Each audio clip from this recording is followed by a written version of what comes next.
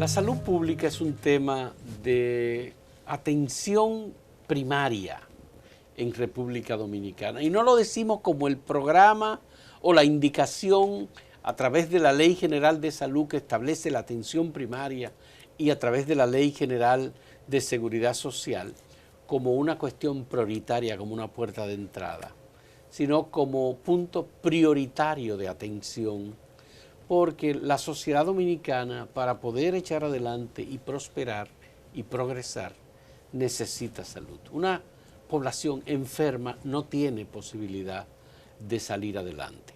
Hemos invitado a Alba Reyes, que es la coordinadora de la Alianza por el Derecho a la Salud. Qué bueno que en la República Dominicana nos hemos organizado y tenemos una entidad que está procurando la atención a la salud como un derecho.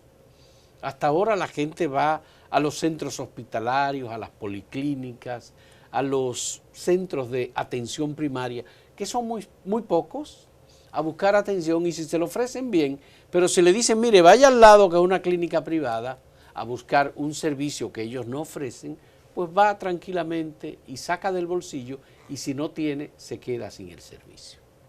Le agradecemos a Alba Reyes que haya aceptado esta invitación y que además nos haya proporcionado el informe de este estudio sobre la situación y retos en la República Dominicana para la agenda de salud. Le agradecemos que nos proporcione este documento porque sobre él vamos a hablar. Alba, muchas gracias por aceptar el diálogo. Cuéntanos, ¿de dónde sale el informe de la Alianza por el Derecho a la Salud? Ya. Bueno, muchas gracias Fausto por invitarnos. Esta es una oportunidad para ADESA, Alianza por el Derecho a la Salud. Déjame brevemente decir que ADESA es una iniciativa de unas 12 organizaciones de la sociedad civil que, buscando consenso sobre un tema prioritario en la sociedad, identificamos la salud como ese tema prioritario. Comenzamos 12 organizaciones y hoy somos alrededor de 56 organizaciones que integramos a ADESA, y que nuestro propósito fundamental es convertir la lucha por el derecho a la salud como una prioridad para el pueblo en general, que es el más afectado por la denegación del derecho a la salud, pero también por los tomadores de decisiones, por los partidos políticos. Creemos que el tema del derecho a la salud debe ser parte de la agenda de todos los actores de la sociedad dominicana. Entonces, ADESA, desde su surgimiento, ha venido haciendo diagnóstico de lo que está pasando con el sistema de salud en el país. Y hemos concluido que uno de los grandes problemas que impacta en la crisis del sistema es la debilidad del primer nivel de atención, que según establece la ley es la puerta de entrada al sistema. Entonces, siendo la atención primaria la puerta de entrada al sistema, entonces debería estar en otras condiciones de operatividad. Y nos hemos dado cuenta en ADESA que hay muchas dificultades y por eso decidimos hacer este levantamiento. En la división que se hizo con el Sistema Nacional de Salud, Administración de Hospitales y Salud Pública como ente rector que no presta servicios, sino que establece las normas, ¿cómo quedó el tema de las unidades de atención primaria? Están bajo la regulación del Sistema Nacional de Salud. Ya. ¿Y cuántas unidades de atención primaria se han establecido con todos los elementos que contienen de acuerdo con la ley? Bueno, mira, de acuerdo a la ley deberíamos tener en el país alrededor de 7.000 unidades de atención primaria. Y en este estudio nos hemos dado cuenta que apenas tenemos 1.600 y tantas unidades de atención primaria, lo que constituye un gran reto. Solamente un 8% de la población dominicana tiene acceso a ese primer nivel de atención. Y eso trae como resultado entonces lo que está pasando en nuestros hospitales de segundo nivel de atención. ¿Qué está pasando en los hospitales hoy día en la prestación de servicios? Bueno, hay comenzando por una gran congestión de usuarios y usuarias. Tú llegas a los hospitales y están abarrotados de pacientes en los pasillos, en la sala de emergencia, buscando ese servicio. Entonces, un servicio con mucha carencia todavía. Nosotros tenemos hospitales con problemas de equipo, lo hemos denunciado en ADESA. Tenemos hospitales con problemas de insumo, tenemos hospitales con problemas de médicos especialistas. Tenemos centros de servicio donde un paciente, por ejemplo, conseguir una cita con un médico especialista le toca desde 1 mes hasta 4 o 5 meses de espera. Y muchas veces se muere el paciente esperando la cita con el especialista. Otro problema que nos hemos encontrado también es que el especialista va por un tiempo muy corto a la consulta. Tú tienes pacientes que llegan a las 5 de la mañana a un hospital para tratar de conseguir una cita con el especialista. Ese especialista ve 7, 8 pacientes solamente y muchas veces una persona que llega de una distancia enorme tiene que retornar porque el especialista ya no coge más pacientes. Son de los problemas que hemos visto que están impactando de manera muy negativa en la salud de la población. Y por eso tenemos entonces enfermedades catastróficas, enfermedades que pudieran estar a un nivel, digamos, de desaparición, como el caso del dengue, que es lo que tenemos más reciente, y nosotros sabemos que no hay la atención de calidad que la gente necesita. ¿Qué rol juega el Ministerio de Salud Pública en la atención al paciente ahora? Bueno, es que nosotros decimos, por ejemplo, nosotros tenemos como resultado de la reforma del 2001 que nos produjo 2 piezas importantes como marco legal, que es la Ley General de Salud y la Ley de Seguridad Social. Nosotros tenemos unos mandatos claros de lo que debiera estarse ofertando en los hospitales, pero realmente, ¿qué es lo que está pasando? Nosotros decimos, es incierto el rol del Ministerio de Salud Pública, es un rol de rectoría. Por ejemplo, sí, claro, es un rol de rectoría, pero nosotros decimos que aquí no hay control ni rectoría exacta del ministerio.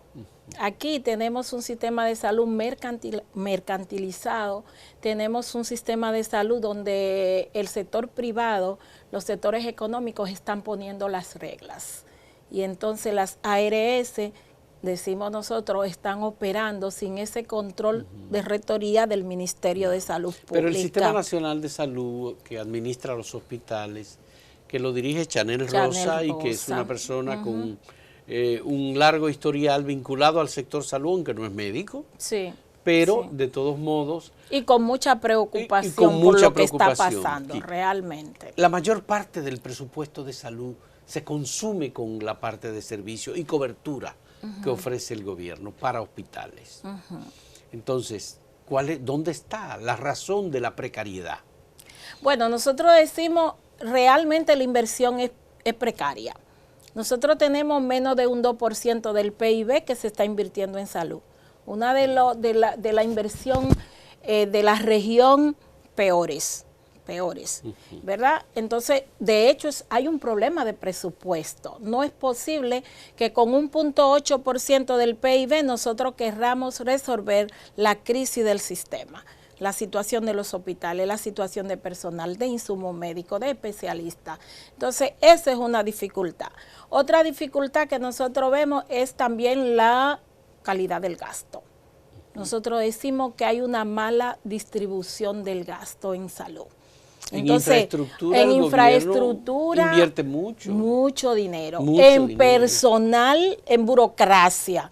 Por ejemplo, un problema grave es que nosotros no solo tenemos el Ministerio de Salud y el Servicio Nacional o el Consejo Nacional de la Seguridad Social, tenemos unas 9, 10 instituciones que operan en el sistema de salud.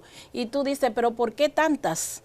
Pero eso implica una gran burocracia, eso implica personal, gastos administrativos, y entonces los fondos del presupuesto se están gastando mayormente en ese nivel de burocracia, en ese nivel de infraestructura.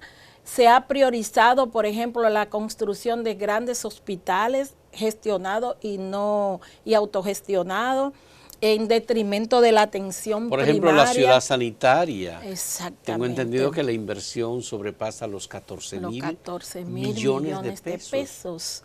Cuando tú tienes hospitales aquí con presupuesto básico y entonces tú me preguntas, ¿dónde está el problema? Bueno, ahí está el problema.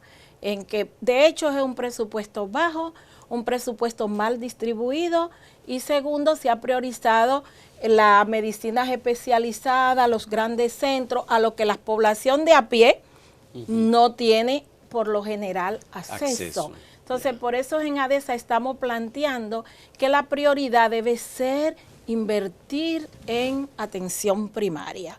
Hemos descubierto que del presupuesto, por ejemplo, general de salud, solo un 4.5% va al primer nivel de atención.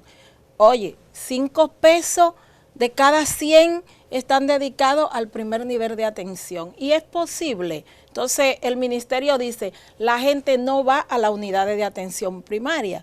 Yo recuerdo que una vez yo decía a la doctora Marcelino, la ex ministra, sí, pero Altagracia Guzmán, cómo la gente va a ir a la atención, al primer nivel de atención si no tiene los servicios que necesita. Comenzando porque la ley establece que el personal que debe dirigir ese primer nivel de atención debe ser un personal encabezado por médicos, por ejemplo, familiares, que debe tener médicos especialistas, un ginecólogo, un pediatra, un cardiólogo, y tú te encuentras que la mayoría de esas unidades están dirigidas por médico pasante.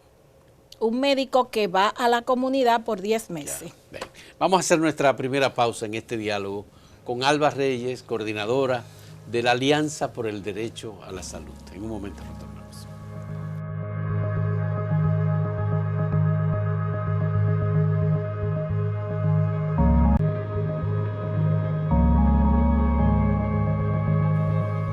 En la calidad de atención que ustedes han descrito y han analizado en este informe, ustedes analizaron los acuerdos del sector gubernamental con el Colegio Médico Dominicano, el tema del cumplimiento de los horarios, que ha dado tanta dificultad y que parece ser una traba. Sí. Bueno, nosotros decimos que como ocurre con muchas cosas en República Dominicana, entre el Ministerio de Salud Pública, el Colegio Médico, hay como un tírame una piedra, yo te tiro, tú me devuelves. Nosotros decimos que hay de todo en el sistema, que si bien hemos denunciado la precariedad con que trabaja el personal médico en los hospitales, muchas veces a mano pelada, porque no tienen los insumos, no tienen los equipos para hacer un trabajo de calidad. Pero no es menos cierto que también hay una parte de los médicos y de las médicas que no están asumiendo su rol como prestadores de servicios en los centros médicos. Eso lo hemos discutido incluso en ADESA con el propio Colegio Médico Dominicano. Okay, vamos a defender el derecho que tiene el personal a trabajar con las herramientas, los insumos, los equipos necesarios. Pero también el colegio debe velar para que sus integrantes presten un servicio de calidad y eso implica, hay muchos médicos que no cumplen con sus horarios, hay muchos médicos que llegan y se van, incluyendo estando los pacientes en la sala de espera, por ejemplo. Tú tienes muchos médicos también que no tienen mucha sensibilidad frente a los problemas que tiene el paciente. Muchas veces la gente llega a una sala de espera de un hospital con una situación que no es solo de salud, viene de un lugar que a veces no viene con el transporte ni siquiera para regresarse, dejó falta de comida en su casa, es un contexto muy desfavorable para la gente. Entonces tú llegas a un hospital y te encuentras un personal médico y también muchas veces las enfermeras que no te reciben de manera afable, que la parte de la calidez del servicio es responsabilidad del personal médico y eso está ausente en en casi todos los centros hospitalarios, y es una de las cosas que nosotros creemos que tiene que trabajar el Colegio Médico Dominicano. Ya. Hay, por supuesto, en esta parte de atención en salud, la calidez, como tú dices, y la calidad. Y la calidad también. Pero los casos de las personas empobrecidas o de las personas desfavorecidas que tienen enfermedades catastróficas, como cáncer, como cardiopatías, por ejemplo, que son muy costosas. ¿Cómo se atienden en los hospitales públicos esos casos? Bueno, tú sabes que reciben el servicio, pero comenzamos por el problema de las citas. Por ejemplo, esa es una seria dificultad en el tema de las enfermedades especializadas. Hay déficit de especialistas en los hospitales. Eso es un problema. Tú tienes hospitales como, por ejemplo, la maternidad de Los Minas, que tiene un cardiólogo. Un cardiólogo. La maternidad de Los Minas. Entonces, imagínate tú, ¿qué pasa? Como un solo especialista de una cardiopatía tan importante como esa de la presión alta, como dice la gente, no necesitaríamos mucho más especialistas en los hospitales. Eso es una dificultad que estamos también planteando. Mayor número de especialistas para ese tipo de enfermedades. Y lo otro es el tema de los costos de las enfermedades, como el cáncer, como este tema de los cardiovasculares, el tema de la diabetes. Que son enfermedades que deberían estarse abordando desde el primer nivel de atención, pero la gente pasa directo al segundo nivel, y cuando llega al segundo nivel está ese entaponamiento. El caso, por ejemplo, de cáncer, que es algo deprimente para nosotros, por ejemplo, como mujer y como trabajadora. El tema de los medicamentos, por ejemplo. El tema de los medicamentos. Se supone ¿hay genéricos o hay medicamentos de alto costo que se los facilitan a las personas? Se les facilita, pero hasta un tope, ¿verdad? Entonces después el Ministerio de Salud tiene un programa, por ejemplo, especializado para el caso de cáncer, donde la gente va, después que tú llegas al tope, por ejemplo, que te cubre el seguro subsidiado o el seguro contributivo, está ese programa donde tú puedes acceder. Pero imagínate, para tú acceder a ese programa, todo lo que hay que hacer, y no todo el mundo logra acceder, porque los medicamentos son muy costosos. Entonces el seguro te cubre un tope y ya después de ahí entonces la gente viene a una situación Eso nos lleva al tema de la mediación o la intermediación. En el caso de los asegurados de la Seguridad Social, hay una intermediación que tiene unos márgenes de ganancia y que se entiende que facilita la prestación del servicio. ¿Qué dice el estudio de ustedes sobre esa mediación de las administradoras de riesgos de salud? Nosotros decimos que el Estado, primero el Estado tiene que tener un control sobre lo que hacen la ARS como rector del sistema. Pero lo tiene a través de la Superintendencia de Salud y Riesgos Laborales. Bueno, pero ¿qué está pasando? Aquí las ARS funcionan a su libre albedrío. Por ejemplo, tú tienes un seguro médico, tú tienes que pagar un copago. Sí, normalmente los servicios cuestan más que el tope que ellos han establecido. Ellos ponen un tope normalmente bajo. Cada ARS pone su tope, ¿verdad? De acuerdo. Esa es una dificultad. Lo otro es que hay médicos especialistas que no toman seguro médico. Tú llegas con tu carnet, no, yo no trabajo con seguro.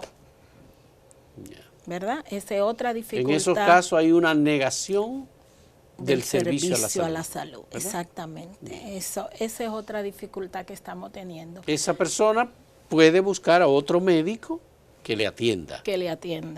Pero en general, Fausto, cuando hay como especialidades que no toman seguro, es muy difícil tú encontrar un especialista que te tome un seguro. Los otorrinos, por ejemplo. Difícilmente te toman un seguro médico, y así hay otras especialidades. Por ejemplo, una consulta en el sector privado de un otorrino, ¿cuánto cuesta? 2.500 pesos, 3.000 pesos. La consulta. Entonces, si tú no tienes ese servicio en el... ¿Y los hospitales públicos no tienen otorrino? Eso era lo que te iba a decir. Si tú tienes hospitales públicos donde esas especialidades difícilmente tú la encuentras, entonces la población no tiene acceso a ese nivel de atención. Ese es porque por lo general los hospitales se concentran mucho en el médico general, en el ginecólogo y en los cardiólogos, que son como las tres especialidades, y el pediatra, son como las tres especialidades, digamos, más comunes y en lo que tú puedes encontrar en un hospital. Ya. Pero hay instituciones de salud semipúblicas. Usted tiene la Plaza de la Salud. Exacto. Usted tiene Sedimap. Usted tiene el Hospital Ney Arias Lora. Es decir, hay una cantidad de centros de salud que son semiestatales, construidos por el Estado, tienen presupuesto del Estado y ofrecen servicios. Me gustaría que si ustedes han estudiado ese tema, bueno, pues hay una parte de ellos que sí ofrecen servicios como privados y no los cobran, sino que se los suman al costo del presupuesto que le entrega el Estado Dominicano. Vamos, en un momento retornamos y hablamos de ese tema.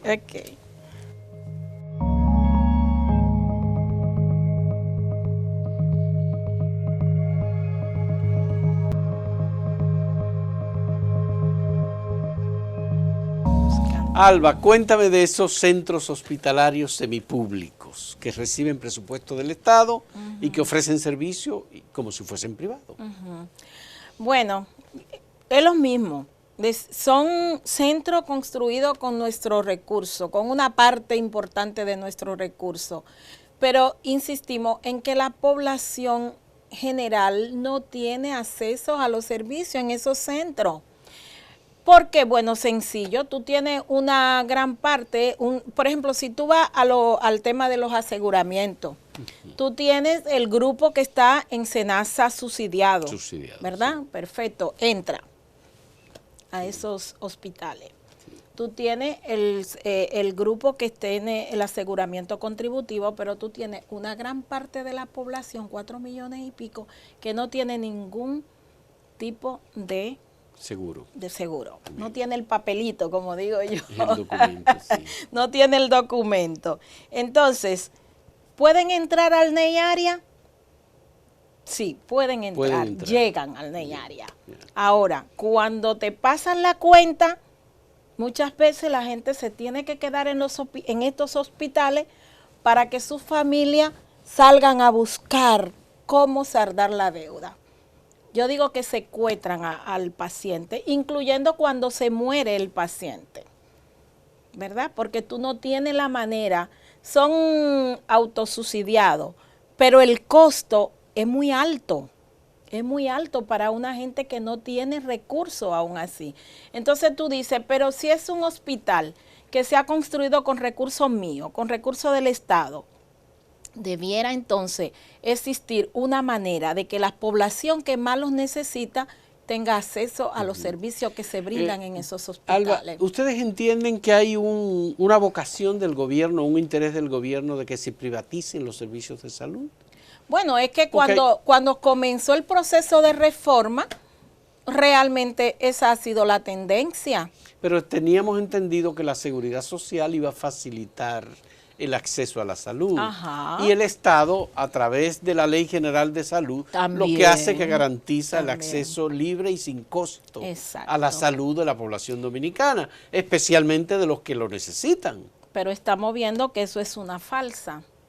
Y estamos viendo que ese marco legal muy bonito que adoptamos, influenciados incluso por muchos modelos de otros países, que no necesariamente se corresponden con nuestra realidad como país, como población, no está dando, ha sido un fiasco. Nosotros decimos que a 19 años de aprobado ese marco legal, lo que hemos visto aquí es que hay una tendencia de priorizar el segundo y tercer nivel de atención, incluyendo esos grandes hospitales.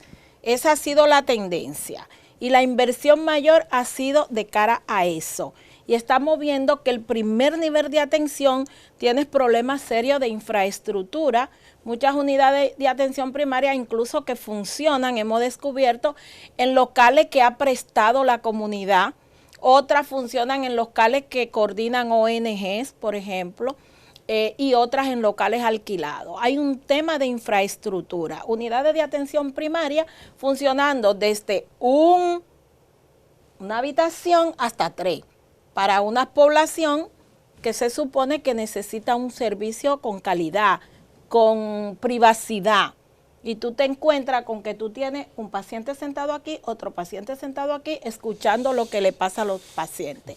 Entonces, realmente ese marco legal garantiza acceso de calidad, acceso con calidez, pero realmente acceso gratuito a servicio. Cuando tú vas a un hospital y a veces tú tienes que salir a comprar la jeringa o a comprar la gasa que necesita porque no hay materiales médicos en el hospital. La realidad es que una persona en una familia o una familia tiene un miembro con alguna afección o una enfermedad y eso lo empobrece, porque la familia va a hacer siempre todo el esfuerzo, incluso de vender las propiedades que tengan para buscar atención adecuada a su familiar. Dice el estudio que el gasto de bolsillo en salud es de más del 45%.